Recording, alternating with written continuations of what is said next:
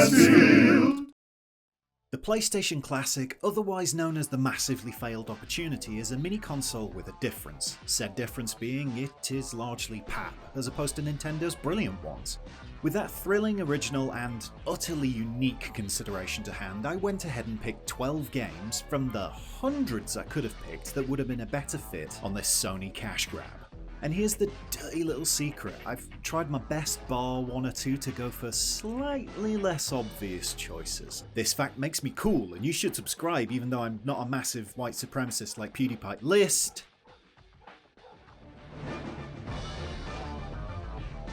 Let's start with an obvious one, except everyone usually goes for the original or second in the Birdman series, but to me the Tony Hawk's games didn't see a stone cold classic until the third, maybe fourth entry.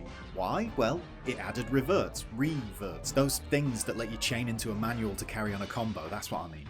That said, Tony Hawk 2 is the one I'd choose for the PlayStation Classic because it's the last one Neversoft actually made for the original console. It might not have reverts, but it's a superb game, and that simpler style with fewer immortal ultra combos that one mate you had always used means it's still a shed load of fun, especially when you play horse, except with rude words like bum. Why no Tony Hawks at all on the actual PS Classic? Well, that's the obvious licensing thing. Aside from the music tracks, brands featured and skating talent all needing to be paid if they were used, there's a simple fact that the actual Tony Hawk license, at the time of writing speaking, isn't in Activision's oily grasp. In a weird way, these games technically don't exist anymore, sort of. In a way. Kinda.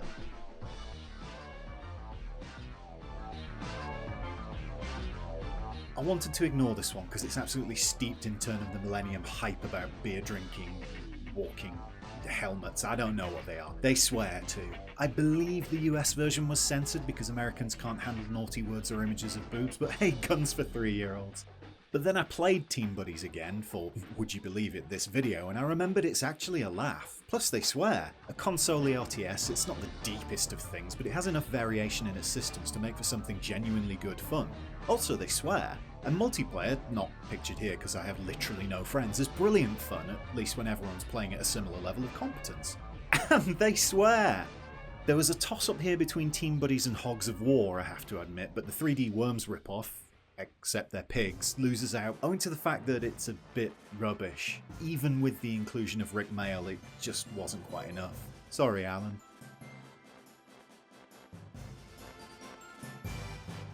Seemingly only remembered for the fact that every character meeting their end in the game does so after having their carotid artery violently lacerated, Vandal Hearts deserves a lot more than that. It's turn-based RPG royalty as far as I'm concerned, and deserves much better than hardly being remembered at all, and when it is remembered, being so because of an unintended Mortal Kombat tribute.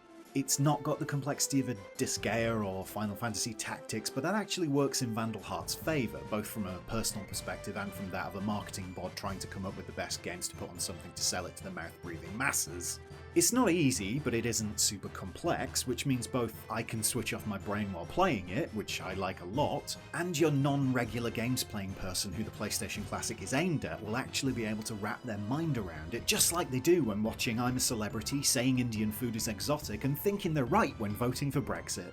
The straightforwardness of Vandal Hearts doesn't mean it's shallow, it just doesn't have the baubles dangling from its game lobes, and the burning need to keep you playing it for 927,000 millennia. It's about 7 to 12, maybe 15 hours, there's some secret stuff but nothing much to get lost in. It doesn't outstay its welcome, and, well, yeah, that ludicrous blood gush really is fantastically satisfying. I like Vandal Hearts, in case you can't tell.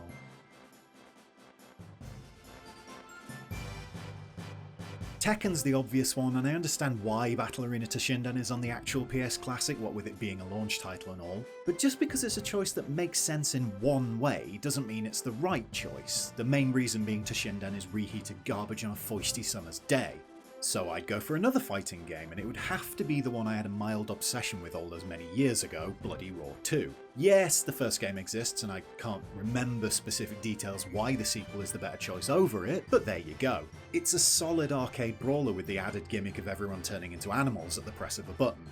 It's simple, unpretentious, and as much fun as a bag of cold garbage on a chilly winter's day.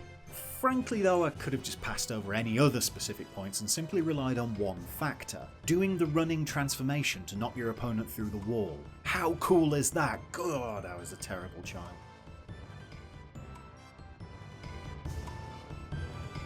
I've said before in my videos, so those of you who've been around a while might remember, I've never been a huge Zelda fan. Breath of the Wild changed that for me, but that's mainly because it was like Skyrim. Your traditional Zelda-like games, not so much. Don't know what it is, but they bore me.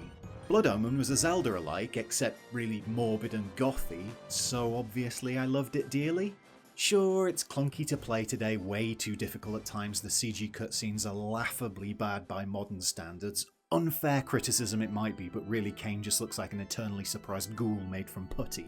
And there's no way of getting rid of the eternal loading times if you're playing with true emulation. But it's fun, it treats the player like an adult, and it lets you, I'm gonna mildly swear here, sorry, it lets you properly be an actual bastard.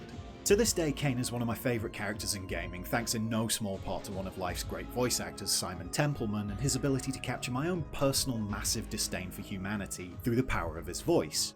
Blood Omen isn't the best PlayStation game, nor is it an exclusive like most on this list, but it would make a fine example on the classic of what the console was all about.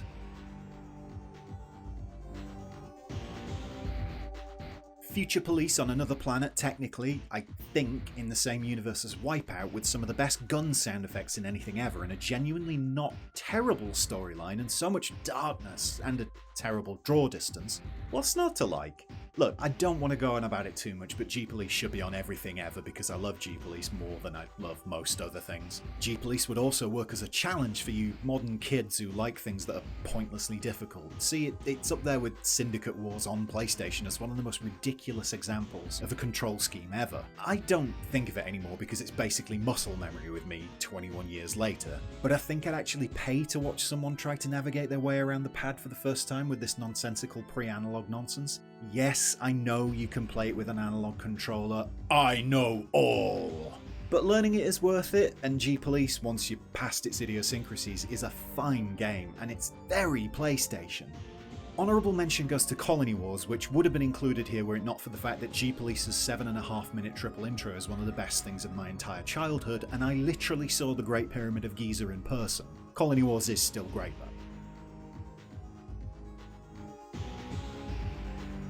He's not silent. Never did get that. Like, he literally uses bombs which explode with sound as a big part of their energy release and or dissipation depending on which science word you want to use. There's no way he could even think about using bombs that have no sound because bombs have to have sound, otherwise they wouldn't be exploding, thus meaning he could not be a bomber. Important point out of the way, I should note that Silent Bomber is absolutely brilliant and criminally overlooked. I'm going to assume people ignored it because of their confusion over the whole sound energy thing. I know the buying public is a stickler for scientific accuracy after all. That said, I'm not going to claim Silent Bomber has any real depth. It genuinely would have belonged in an arcade. Probably, I don't know. It is fast-paced, glorious, joyful fun that deserves to be played by all, and it really should have been on the mini-console. I'd recommend you go look it up anyway, though I also don't think it was even released on the PlayStation Network outside of Japan, if even there, so I have no idea why nobody who decides to re-release games has any taste at all. I like Silent Bomber, even if its name is entirely false. Fun story, in the past there was a gaming shop called Special Reserve here in the UK, some faces lit up at that mention. On its site it had a competition in which one user review each day would win a free game. I wrote a review of Bashi Special and did indeed win the free game, and I chose Perfect Dark on the N64, thus saving me approximately £900,000, or whatever N64 games used to cost. A victory for Bransfield, I'd say. Bashi Special shouldn't just be on the PlayStation Classic, like Gpolice it should be on everything that's ever been made ever, sort of like how you can get Doom on calculators and anvils these days. It is the one thing in life I will allow myself to call madcap. It is the obvious inspiration for the equally excellent WarioWare series, and it still makes me laugh like a chuckling Trevor. It's just mini-games, they often last a matter of seconds, and half the time you're not even sure if you're doing what you're meant to. It's raucous, incredibly silly, and features life's greatest thing, Uncle Bean. Why this wasn't on the PS Classic, I do not know, but it makes me want to have words with whoever put together the games list. Stern words. Stern words. Stern words. Stern words. The second game featuring police in the future, originally meant to be a follow-up to Desert Jungle Urban Soviet and Nuclear Strike, Future Cop plays like a follow-up to Desert Jungle Urban Soviet and Nuclear Strike. For those of you who aren't aware of what that actually plays like, it plays like, well, and that. You're a giant stompy robot, which is obviously brilliant, but you can also transform, brilliant, into a hovercar tank thing, less brilliant, and generally stomp or pootle around blasting perps in a manner very similar to actual real-life American policing techniques. Satire! It's an odd mix, Future Cop. On one hand, it's weird that it didn't actually end up as a proper sequel to Desert Jungle Urban Soviet and Nuclear Strike. On the other hand, it's weird that it didn't just end up with a sequel of its own. Because just like Desert Jungle Urban but not Soviet or Nuclear Strike, it was really great, like really good fun. Absolute top-notch stuff.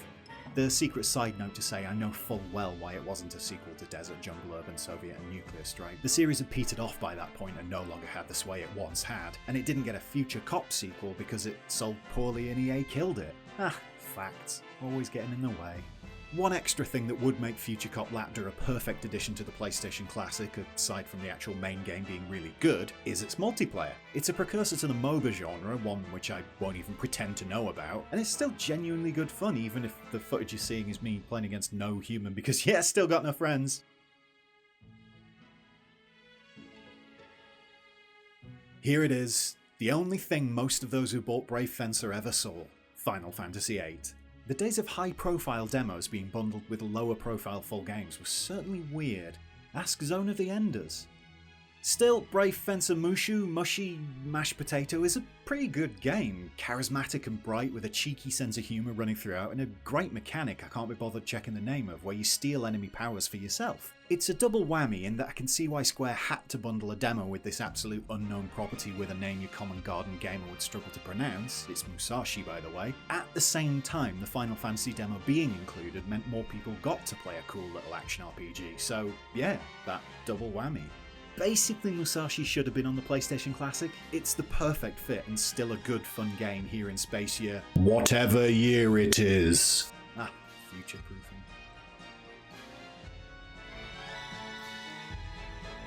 I used to have the front cover of this game on my rotation of hilarious game covers for my desktop at work, never thinking I'd actually play the thing. And now here we are, me saying it should go on a curated compilation of games to help show off the best of what a console could offer. Well, it could show off some things on a console at least.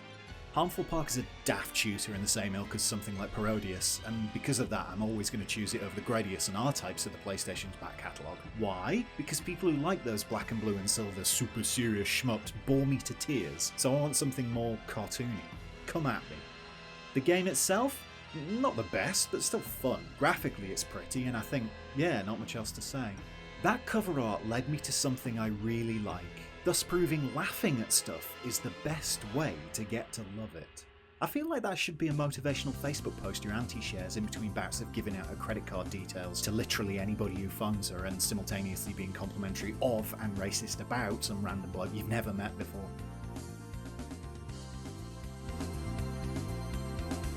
I would have said Twisted Metal 2, but that's too obvious. No, instead it's Lux of Flux Sucks in Excess's vehicular shooter spin-off of Interstate 76, Vigilante 8.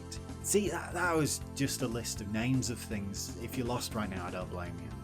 Getting back on track, or the exploding road of death, whichever you prefer, Vigilante 8 is your typical vehicle combat game of the era. Machine guns, special weapons, pickups, hidden things, splody buildings, computer opponents with a propensity for being annoying hyper-aggro goits with all the redeeming features of a particularly itchy rash, that kind of thing. What set V8? I just got that. Huh. What set the game, apart from the others, was, well, what made it different was that Right, Vigilante 8 looked better than Twisted Metal, had different physics and some different points of interaction in levels, but really it was much of a muchness. What I know is, the game was fun, it still is fun, and it deserved to continue beyond a lone sequel and HD remake of sorts. It also would have made a fine addition to the PlayStation Classics lineup. And there are so many more I could have named, but if I'd done that, this video would last approximately 2 minutes shy of forever, so I've made the hard decision to cut it off there. yes, I know whatever game you're thinking of isn't on the list, and that whatever game on the list isn't a less obvious choice. Get over it. The absolute best thing about the PlayStation Classic, aside from the fact that its first hack was to plug in a keyboard and press escape, is that I was legitimately able to say pre-order cancelled and mean it. Ah well, I'll stick with my original PlayStation console and whatever fun hardware I can find for that. Thanks for watching, best wishes to you and yours, and let's all hope we're not dead by next week. Bye!